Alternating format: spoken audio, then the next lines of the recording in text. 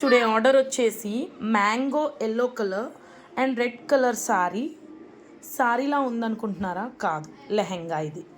ఈ లెహెంగాకి బ్లౌజ్ అనేది సెల్ఫ్ ఇచ్చేసాడు, సేమ్ ఎలా ఉందో అలానే ఇచ్చాడు. బాగోదు కాబట్టి మనకి హాఫ్ పట్టు తీసుకొని బ్లౌజ్ పీస్ ఇలాగా బార్డర్ కలర్ రెడ్ కలర్ తీసుకొని మ్యాంగో ఎల్లో అండ్ గ్రీన్ కలర్తో డిజైన్ అనేది మనం బ్యాక్ ఓపెన్ వచ్చేలాగా ఇలా వేసాము.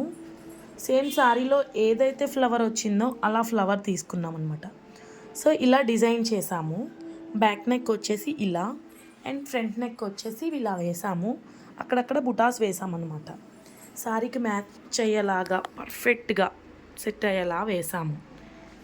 ఎక్కువ ఎల్లో వచ్చింది కాబట్టి మనం గ్రీన్ హైలైట్ చేసాము, ఫ్లవర్స్ మాత్రం ఎల్లో వేసామన్నమాట.